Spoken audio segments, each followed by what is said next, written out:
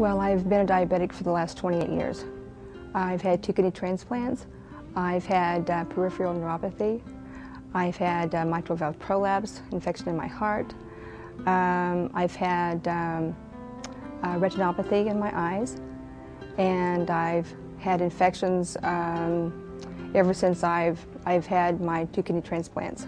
In the first few weeks of taking the glyconutrients, the numbness in my feet, the tingling, it basically almost disappeared. My insulin that I was taking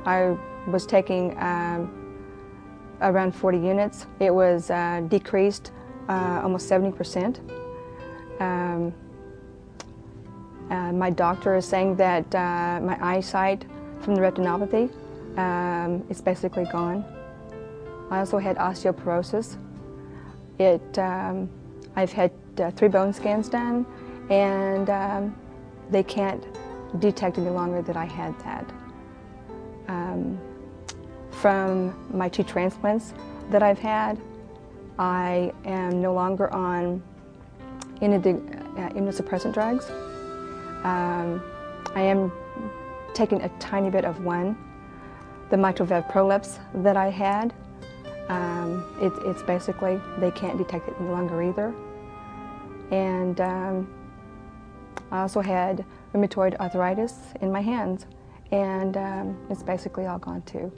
In the last 4.5 years that I've been taking the technology here, I've not been sick.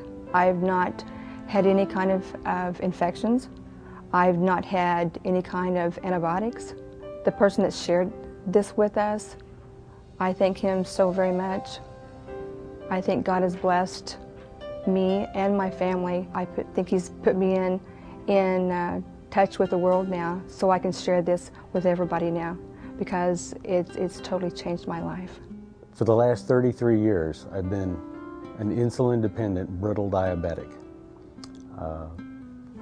I haven't been able to feel anything from my knees down for the last 5 years. After hearing about this technology, I started, and within 4 days, I swung my legs out of bed and put my feet on the carpet and was able to feel the carpet under my feet. And in another week and a half, I was able to, I walked in the bathroom and stepped on the cold tile and felt the cold. And the cold water splashing on my feet. That's another thing that just doesn't happen to a diabetic. It just keeps getting worse and worse. If I were to thank the people that shared this technology with me, I couldn't thank them enough. It's hard for a diabetic to walk on one leg, or anybody for that matter. But that's what happens with a diabetic. You just lose a leg. They cut it off. You can't put a price tag on something like that.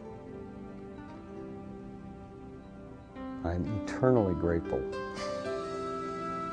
I was diagnosed as a lupus patient in 1980, and the entire time I have had different problems going on in my life, and they kept getting worse and worse and worse. And at the point that I was in October 2002, when someone told me that they had heard about this technology on the radio, the night that I came out to hear it, I knew that it was an answer to prayer, because it just kind of just dropped instantly that this was what I was supposed to do. So all the symptoms that I had of the problems, the immune problems that I was having, the breathing problems and stuff, they were sturdily going away.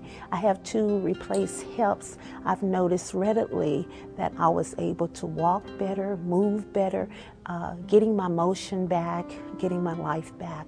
So it's been really great. It's been really great. In July of 2002, my daughter Patty, who was 33 years old at the time and had 2 small children, was diagnosed with AML, that's acute myeloid leukemia. Her subtype was M5, which was a very serious kind. We put her in the hospital and started aggressive chemo. She was in and out, mostly in for 4 months, 4 rounds of chemo. The prognosis was not good with her subtype. It was under 30% that she would survive. And as time went by, they weren't even confident with that. So they tried to find a bone marrow donor, a match, so they could do a transplant, and couldn't find a match. Her immune system was down to a count of 100, and she couldn't leave the hospital until she reached 1,000. It was about this time that some good friends of mine shared this technology with me. They thought it was something that she might be able to benefit from.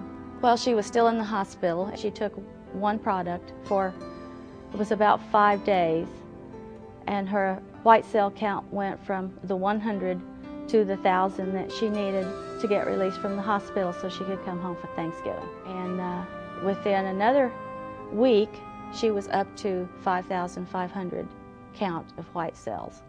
The doctors were amazed and very pleased that her white cell count had come up that high.